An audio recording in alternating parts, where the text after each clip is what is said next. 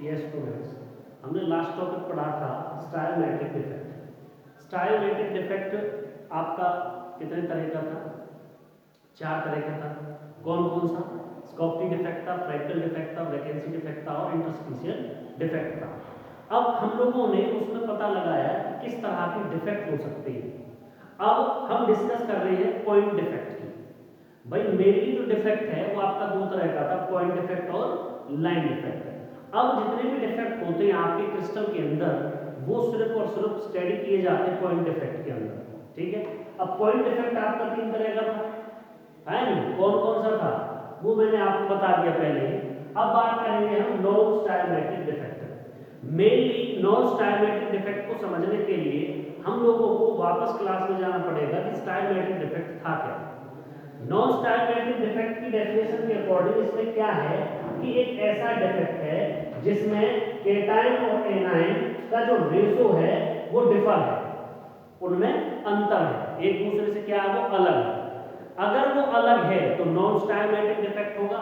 अगर उस क्रिस्टल के अंदर जो केटाइन और एनाइन है, केटाइन और एनाइन है, अगर उनके बीच के केटाइन और एनाइन के बीच का जो रेशो है वो इक्वल है तो स्टायोमेट्रिक डिफेक्ट कहलाएगा। अगर वो इक्वल नहीं है तो नॉन स्टायोमेट्रिक डिफेक्ट कहलाएगा। एग्जांपल के तौर पर मान के चलो मैंने सोडियम क्लोराइड ले लिया, NaCl स्टायोमेट्रिक डिफेक्ट है। सपोज मान के चल रहे हैं इसको, यदि मैं क्रिस्टल बना लेता हूं और इसमें मैं इक्वल नंबर में सोडियम ले लेता हूं, क्लोरीन ले लेता हूं, सोडियम ले लेता हूं, क्लोरीन, सोडियम और क्लोरीन, ये सोडियम है, ये क्लोरीन है और ये सोडियम, यहाँ क्लोरीन या सोडियम और ये क्लोरीन, मतलब ये क्रिस्टल बन गया है, ठीक है। अब इसमें केटाइन और एनाइन, केटाइन और एनाइन इक्वल नंबर में है। कैसे हैं? मान चलो सोडियम 1 2 3 4 5 और 6, मतलब 6 तो हो गए आपके सोडियम। अगर मैं इनका रेशो निकालता हूं 6 सोडियम और 6 ही क्लोरीन है, तो इस तरह का जो रेशो होगा वो क्या कहलाएगा? आपका स्टायोमेट्रिक डिफेक्ट कहलाएगा। अगर इनके बीच में इनका जो केटाइन और एनाइन में जो इनका रेशो अगर वो डिफरेंट हो गया तो वो नॉन स्टायोमेट्रिक कहलाएगा। सपोज मैं यहां पर क्लोरीन का एक एटम हटा देता हूं तो यहां पर क्या बन गया? भाई इनका जो रेशो है वो डिफरेंट हो गया, नहीं हो गया? यहां पर सोडियम तो 6 है लेकिन क्लोरीन क्या है? यहां पर 5 है। तो इस तरह का जो रेशो होगा वो क्या होगा आपका? क्या होगा बेटा? वो होगा आपका नॉन स्टायोमेट्रिक डिफेक्ट। क्लियर? या तो केटाइन के, मतलब केटाइन को मैं पॉजिटिव से शो कर रहा हूं और एनाइन को नेगेटिव से, ठीक है। अगर आपका इक्वल, मतलब 100 आयन आपके किसके? केटाइन के, और 100 किसके हैं? एनाइन के। इनके बीच का रेशो अगर इक्वल है तो वो स्टायोमेट्रिक है। अगर वो इक्वल नहीं है, मान के चलो ये 99 है और वो 100 है, तो ये किसको शो करेंगे? आपके नॉन स्टायोमेट्रिक डिफेक्ट को। अब नॉन स्टायोमेट्रिक डिफेक्ट आपका 2 तरह से हो सकता है। किस तरह से? एक तो मेटल एक्सेस डिफेक्ट से और एक मेटल डेफिशिएंट डिफेक्ट से।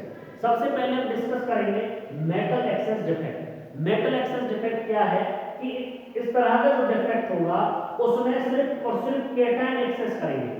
केटाइन क्या करेंगे? एक्सेस करेंगे, ट्रैप करेंगे, ठीक है। अब जो मेटल एक्सेस डिफेक्ट है ये 2 तरह से आपका क्या हो सकता है? बन सकता है। किस तरह से? एक तो एनायनिक वैकेंसी और एक presence of extra cation in interstitial site. सबसे पहली बात आती है एनायनिक वैकेंसी की।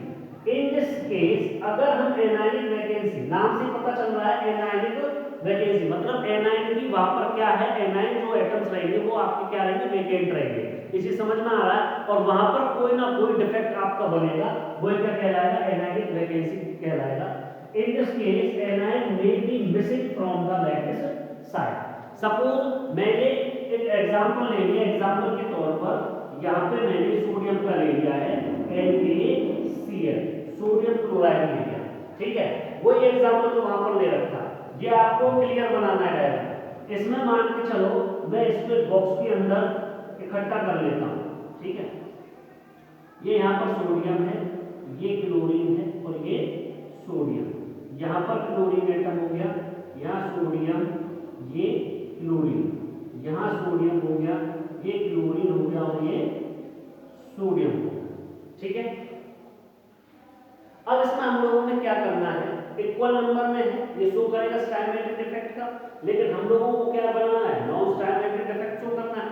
इसमें क्या होगा बेटा कि मान के चलो जैसे ही मैं इसमें सोडियम वेपर की क्या करूंगा, सोडियम वेपर इसमें डालूंगा, सोडियम वेपर डालने पर क्या होगा भाई, एक सोडियम वेपर डालने में, सोडियम वेपर में लिख रहा हूं यहां पर, वेपर्स को डालने पर जो सोडियम के पॉजिटिव है वो किसी ना किसी इसमें से बॉक्स के अंदर से सोडियम क्लोराइड ऑलरेडी जो है उसमें से क्लोरीन जो नेगेटिव चार्ज वाला एटम है उसको अपनी तरफ अट्रैक्ट करेगा।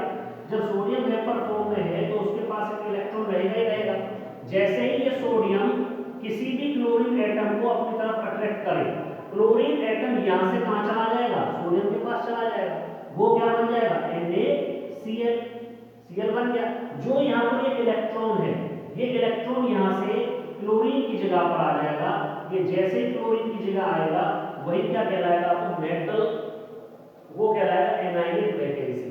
मतलब क्लोरीन एटम यहाँ से मूव होकर के सोडियम के साथ चला गया, अट्रैक्ट हो गया है, और उसकी जगह पर क्या हो गया, इलेक्ट्रॉन आ गया है, इलेक्ट्रॉन ये आ गया। इस तरह का जो डिफेक्ट होगा वो आपका एनायनिक वैकेंसी होगा।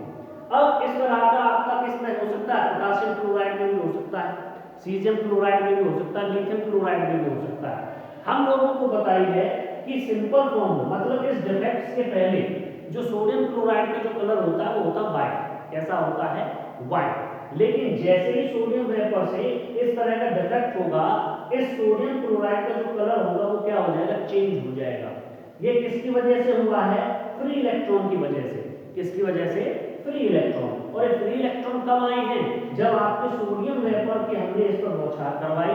सोडियम वेपर की बौछार कराने पर जो सोडियम एटम है वो किसको अपनी तरफ अट्रैक्ट करेगा, एक क्लोरीन एटम को।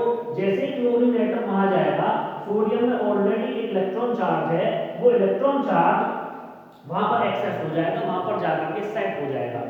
अगर यहां पर जैसे इलेक्ट्रॉन ट्रैप हुए, क्या हुई, इलेक्ट्रॉन ट्रैप हुई है कहां पर, एनाइन वैकेंसी पर, वही क्या कहलाएगी आपकी, एफ सेंटर कहलाती है।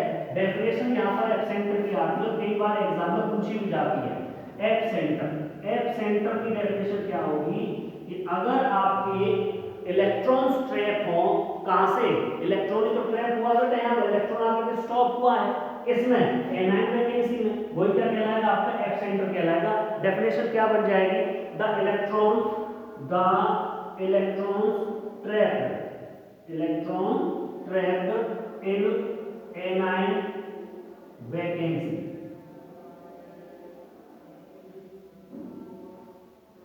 is called F center, is called F center। अब इसमें जो सोडियम क्लोराइड है, कई बार कलर पूछ लेते हैं एक नंबर में, अगर एनाइन वैकेंसी होती है और कोई भी इलेक्ट्रॉन ट्रैप होता है, सपोज सोडियम क्लोराइड हो गया है, तो सोडियम क्लोराइड का जो कलर होगा वो कैसा होगा, इस सोडियम क्लोराइड का जो कलर होगा वो येलो हो जाएगा, किसकी वजह से, इलेक्ट्रॉन ट्रैप होने की वजह से, ठीक है। अब आपका यहाँ पर मान के चलो लिथियम क्लोराइड जो है उसका कलर हो जाएगा पिंक, और पोटेशियम क्लोराइड जो है उसका कलर हो जाता है वॉयलेट। ये आपका किसकी वजह से हुआ है, एफ सेंटर की वजह से, मतलब इलेक्ट्रॉन्स का ट्रैप होने की वजह से। ये आप लोगों को एग्जांपल नोट करना है, इसके साथ साथ एफ सेंटर की डेफिनेशन अलग से लिखनी है, इसमें नोट करके लिखनी है। ये ज्यादातर पूछा जाता है, एफ सेंटर की डेफिनेशन मोस्ट इंपोर्टेंट है। कई बार एक एक नंबर के क्वेश्चन में ये चीज भी पूछ ली जाती है, जो ये कंपाउंड्स हैं आपके, इन कंपाउंड्स के कलर किसकी वजह से चेंज होते हैं, तो आप क्या बता सकते हो, एफ सेंटर की वजह से। और ये किसके अंदर होता है, ये सारे की सारी जो टर्म्स होती हैं वो होती है आपकी एनायनिक वैकेंसी के अंदर। इसको पहले नोट करो।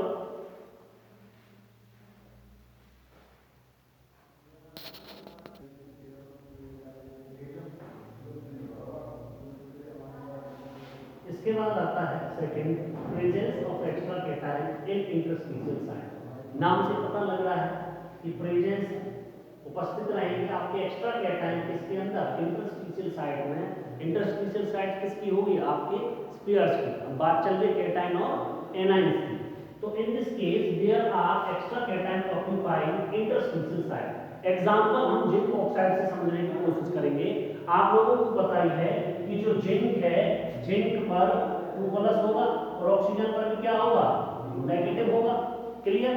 अब इसमें हम मान के चलो इसका एक बना लेते हैं जिसमें मान चलो जिंक का है, एक ऑक्सीजन का है और फिर जिंक का है और ऑक्सीजन है।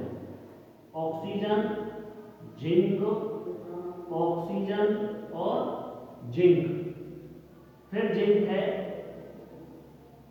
ऑक्सीजन है, जिंक और ऑक्सीजन। इसमें क्या होगा कि जैसे ही इसमें से इसको हम हीट करेंगे, जिंक ऑक्साइड क्या करेंगे, हीट करेंगे। हीट करने पर इसमें से जो जिंक के जो एटम्स हैं वो क्या हो जाएंगे, आपके इंटरस्टिशियल साइड में फिक्स हो जाएंगे। क्या हो जाएंगे, इंटरस्टिशियल साइड में जाकर के क्या हो जाएंगे, ऐड हो जाएंगे। और ऐड होने पर क्या होगा, इसमें से इसकी इलेक्ट्रिकल न्यूट्रलिटी क्या हो जाएगी, मेंटेन करनी है हमको। इलेक्ट्रिकल न्यूट्रलिटी जो मेंटेन करनी है वो किससे होगी, जैसे ही इसमें से मान लो जेडेन है 2+ कर रहा है तो क्या करना है, 2 इलेक्ट्रॉन्स भी तो छोड़ेगा। इसमें आया आपका जिंक तो इसमें क्या हो जाएगा, इलेक्ट्रॉन्स इंटरस्टिशियल में किसी भी जगह पर ले जाकर के वो क्या हो जाएंगे, सेट हो जाएंगे। उसी तरह के डिफेक्ट में हम क्या बोल सकते हैं कि आपका जो कैटायन होंगे वो कहां पर हो जाएंगे, इंटरस्टिशियल साइड में जाकर के ऐड हो जाएंगे। इस चीज को आप जो डायग्राम है इसको ऐड कर सकते हो। दूसरा आप क्या कर सकते हो, अगर ये जो डायग्राम समझ में नहीं आ रहा है आप सीधा सा इस तरह से डायग्राम बना सकते हो, A+ B negative, A+ B negative, फिर क्या आएगा B negative, A+ B negative और A+। अब यहाँ पर हम लोगों को क्या करना है, आपका ये है मान चलो ये प्लस है कैटायन, और अब इस कैटायन को हमने ये यहाँ से मिस हुआ, यहाँ पर हम इसको क्या कर देंगे, सेट कर देंगे किसी भी जगह पर जाकर, लेकिन इसे बाहर नहीं जाएगा। ये डायग्राम भी आप इसमें सेट कर सकते हो, बना सकते हो। क्लियर।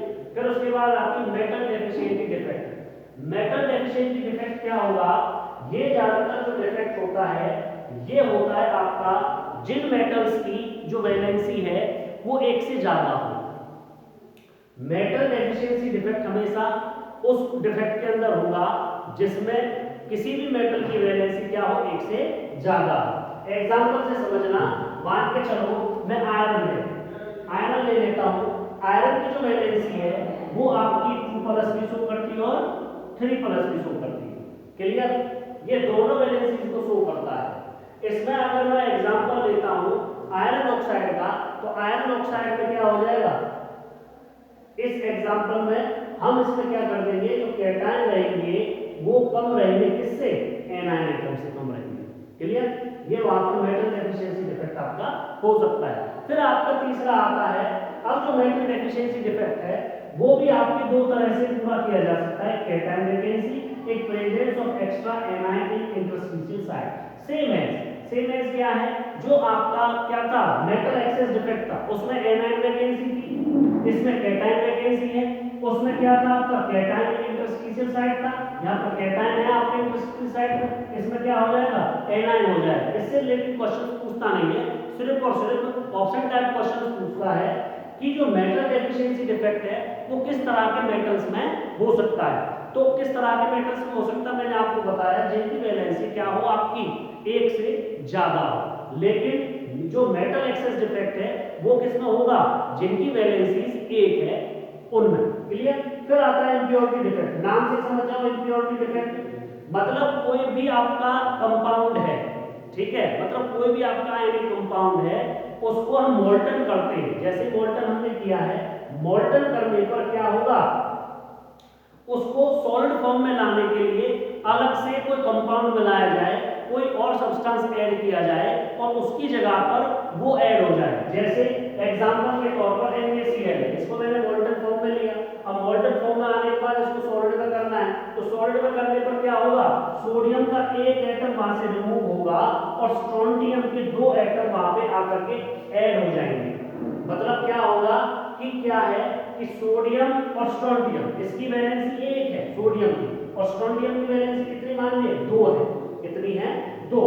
तो 2 पर क्या होगा, सोडियम के 2 एटम क्या होंगे आपके रिमूव हो जाएंगे। ये देखो यहाँ पर सोडियम आता है, यहाँ पर भी सोडियम आता है, लेकिन स्ट्रोंटियम क्या है एक जगह पर आकर के फिक्स हो जाता है, लेकिन दूसरी जाकर जो जगह है वो क्या है आपकी वेकेंट रहती है। वहां पर क्या होगा आपका इम्प्योरिटी डिफेक्ट होगा। इम्प्योरिटी डिफेक्ट की डेफिनेशन क्या है, this defect in ionic crystal, ionic crystal ही रहेंगे, आयनिक कंपाउंड कह सकते हैं, due to presence of some impurity ions at the lattice site. अगर किसी भी लेटेस्ट साइट के अंदर किसी भी तरह की कोई इम्प्योरिटी होगी, वहां पर क्या होगा आपका इम्प्योरिटी डिफेक्ट होगा। फिर जो नेक्स्ट था, जो डिफेक्ट था, दो तरह के थे, पॉइंट और लाइन। पॉइंट के अकॉर्डिंग ये चीजें बता दी, लेकिन पॉइंट डिफेक्ट में मेन जो क्वेश्चन जो आते हैं एग्जाम में वो सबसे ज्यादा आते हैं आपके किससे रिलेटेड, स्टाइलमेट्रिक डिफेक्ट से रिलेटेड। बाकी के जो डिफेक्ट है इतने इंपोर्टेंट नहीं है अकॉर्डिंग टू एग्जाम। अब उसमें आता है लाइन डिफेक्ट। लाइन डिफेक्ट क्या हो जाएगा, defect which arise due to deviation from ideal arrangement, मतलब इस तरह की जो इरेगुलरिटी है वो आपकी किसमें आइडियल अरेंजमेंट में है, लेकिन वो क्या है किसमें, एक एंटायर रो में है। किसमें है, एंटायर रो, मतलब वो किसी भी तरह की हो सकती है, वहां पर क्या होगा आपका लाइन डिफेक्ट होगा। ये आप नोट कर सकते हो। अगर किसी की कोई भी प्रॉब्लम आती है वो हमसे आप पूछ सकते हो, ठीक है बेटा, कैसे राइट आंसर।